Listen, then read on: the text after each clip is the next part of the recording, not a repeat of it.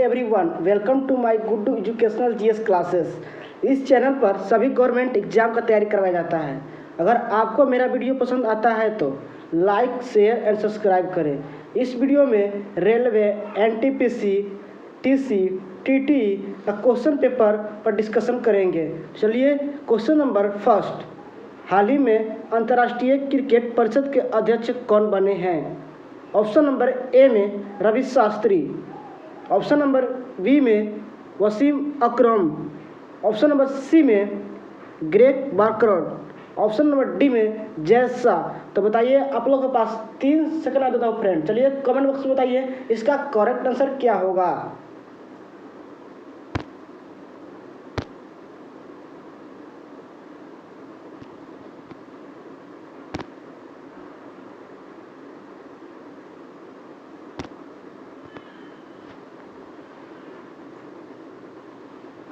चलिए, इसका correct answer होगा option number D, Jay Shah.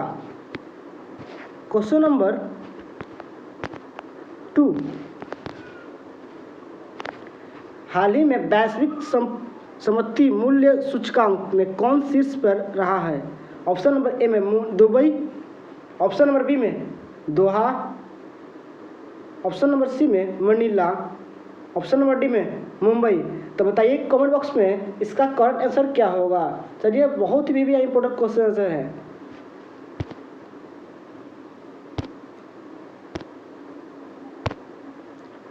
चलिए, इसका करेक्ट आंसर होगा ऑप्शन नंबर सी, मनीला। चलिए, क्वेश्चन नंबर 3, हाल ही में होने वाले महिला T20 विश्व कप में भारतीय टीम का कप्तान किसे चुना गया है? ऑप्शन नंबर ए में Deepti Sharma, option number B में Harmanpreet Kaur, option number C में Smriti Mandhana, option number D में रेणुका ठाकुर। तो बताइए कमेंट बॉक्स में इसका करेक्ट आंसर क्या होगा। चलिए, इसका करेक्ट आंसर होगा option number B, Harmanpreet Kaur. चलिए, क्वेश्चन नंबर 4, हाल ही में मोहन का निधन हुआ है, वह कौन थे? ऑप्शन नंबर ए में film maker, option number B में लेखक, ऑप्शन नंबर सी में पत्रकार, ऑप्शन नंबर डी में वैज्ञानिक। तो बताइए, आप लोग के पास 3 से 90 फ्रेंड। चलिए कमेंट बॉक्स में बताइए इसका करेक्ट आंसर क्या होगा। चलिए, तो इसका करेक्ट आंसर होगा ऑप्शन नंबर ए, फिल्म मेकर। वह फिल्म बनाने वाले थे जिनका निधन हो गया, मोहन का। चलिए, क्वेश्चन नंबर 5, पेनिसिलिन की खोज किसने की थी?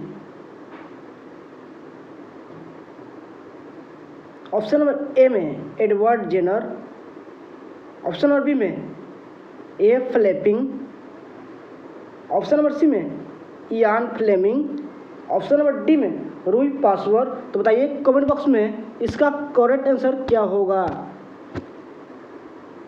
चलिए, इसका करेक्ट आंसर होगा ऑप्शन नंबर बी, ए फ्लेमिंग। चलिए, क्वेश्चन नंबर 6, प्रथम एंटीबायोटिक की खोज किसने की थी? ऑप्शन नंबर ए में W Fleming, option number B में C Waksman, option number C में Louis Pasteur, option number D में ए फ्लेमिंग। तो बताइए कमेंट बॉक्स में इसका करेक्ट आंसर क्या होगा। प्रथम एंटीबायोटिक की खोज किसने की थी? चलिए कमेंट बॉक्स में बताइए कि इसका करेक्ट आंसर क्या होगा। चलिए, तो इसका करेक्ट आंसर होगा ऑप्शन नंबर डी, ए फ्लेमिंग। चलिए, क्वेश्चन नंबर 7, एक युवक पुरुष की आवाज़ की तुलना में छोटे बच्चे की आवाज़ प्रिय क्यों लगती है? ऑप्शन नंबर ए में बच्चे की आवाज़ का तरत्व पुरुष की आवाज़ की तरत्व की तुलना में कम होता है, ऑप्शन नंबर बी में आवाज़ के तरत्व की तुलना में अधिक होता है, ऑप्शन नंबर सी में बच्चे में अधिक ताकत होती है, ऑप्शन नंबर डी में उपयुक्त में से कोई नहीं। तो बताइए कमेंट बॉक्स में इसका करेक्ट आंसर क्या होगा। चलिए, इसका करेक्ट आंसर होगा ऑप्शन नंबर बी, आवाज़ के तरत्व की तुलना में अधिक होता है।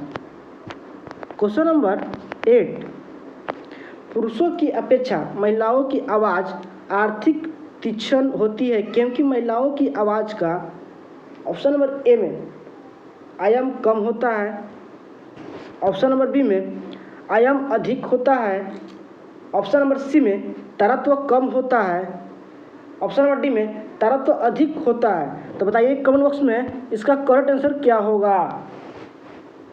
चलिए, तो इसका करेक्ट आंसर होगा ऑप्शन नंबर डी, तरत्व अधिक होता है।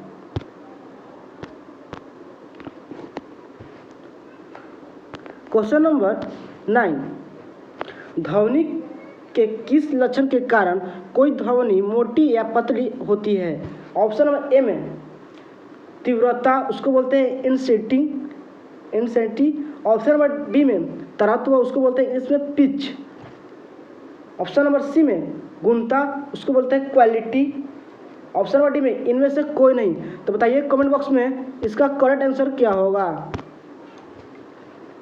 चलिए, इसका करेक्ट आंसर होगा ऑप्शन नंबर बी, तरत्व मतलब पिच।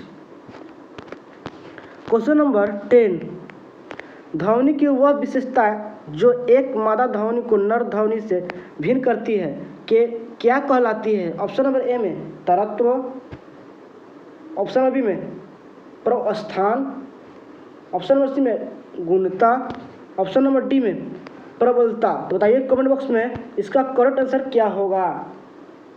चलिए, तो इसका करेक्ट आंसर होगा ऑप्शन नंबर ए, तरत्व।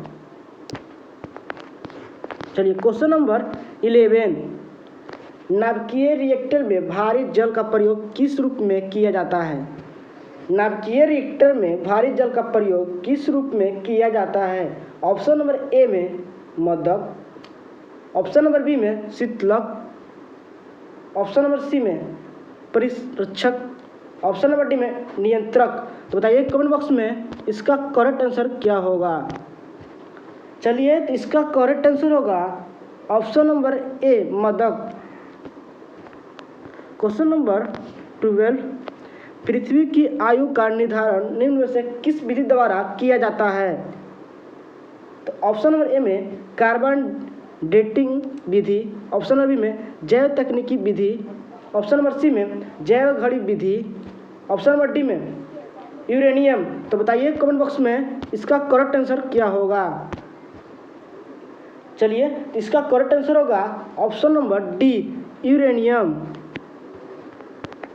क्वेश्चन नंबर 13, जैन परंपरा के अनुसार महावीर कौन से तीर्थकार थे।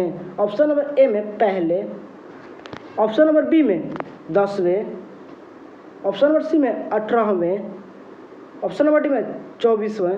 तो बताइए कमेंट बॉक्स में इसका करेक्ट आंसर क्या होगा।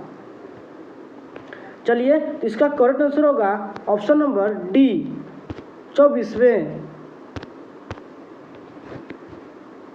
क्वेश्चन नंबर 14, नागार्जुन कौन थे। ऑप्शन नंबर ए में ग्रीक राजा, ऑप्शन नंबर बी में वैष्णव संत, ऑप्शन नंबर सी में जैन मठवासी, ऑप्शन नंबर डी में बौद्ध दार्शनिक। तो बताइए कमेंट बॉक्स में इसका करेक्ट आंसर क्या होगा। चलिए फ्रेंड्स, इसका करेक्ट आंसर होगा ऑप्शन नंबर डी, बौद्ध और दार्शनिक। क्वेश्चन नंबर 15, मोपला आंदोलन 1921 का कहाँ हुआ था।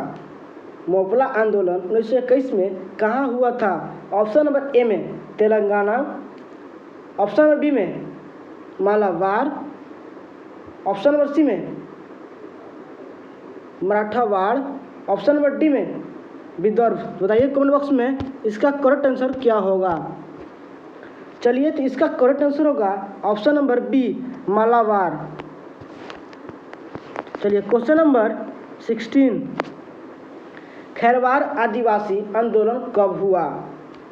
ऑप्शन नंबर ए में 1874 ईस्वी में, ऑप्शन नंबर बी में 1860 ईस्वी में, ऑप्शन नंबर सी में 1865 ईस्वी में, ऑप्शन नंबर डी में 1870 ईस्वी में। तो बताइए कमेंट बॉक्स में इसका करेक्ट आंसर क्या होगा। चलिए, तो इसका करेक्ट आंसर होगा ऑप्शन नंबर ए 1874 ईस्वी में। क्वेश्चन नंबर 17, उल गुलान किससे जुड़ा था? उल गुलान का मतलब होता है महाविद्रोह। किससे जुड़ा था? ऑप्शन नंबर ए में संथाल, ऑप्शन नंबर बी में कच्छा नागा, ऑप्शन नंबर सी में कोल, आपकी ऑप्शन नंबर डी में बिरसा मुंडा। तो बताइए कमेंट बॉक्स में इसका करेक्ट आंसर क्या होगा। चलिए, तो इसका करेक्ट आंसर होगा option number D Birsa Munda. Question number 18, पहला परमाणु बम कहाँ फेंका गया? ऑप्शन नंबर ए में नागासाकी, ऑप्शन नंबर बी में हिरोस, ऑप्शन नंबर सी में टोक्यो, ऑप्शन नंबर डी में हांगकांग। तो बताइए कमेंट बॉक्स में इसका करेक्ट आंसर क्या होगा। चलिए, तो इसका करेक्ट आंसर होगा ऑप्शन नंबर बी हिरोस। चलिए, क्वेश्चन नंबर 19, देखिए, द्वितीय विश्व युद्ध के कारण महत्वपूर्ण कारकों में से एक, निम्नलिखित संधियों में से एक में अपमार्जक प्रावधान है, वह कौन सी संधि है? ऑप्शन नंबर ए में पेरिस की संधि, ऑप्शन नंबर बी में ओसराय की संधि, ऑप्शन नंबर सी में लोरेन की संधि, ऑप्शन नंबर डी में ब्रसेल्स की संधि। तो बताइए कमेंट बॉक्स में इसका करेक्ट आंसर क्या होगा। चलिए, फटाफट बताइए कमेंट बॉक्स में इसका करेक्ट आंसर क्या होगा। चलिए, इसका करेक्ट आंसर होगा ऑप्शन नंबर बी ओसराय की संधि। क्वेश्चन नंबर 20, प्रथम विश्व युद्ध के फैलाने का तात्कालिक कारण था? प्रथम विश्व युद्ध के फैलाने का तात्कालिक कारण था।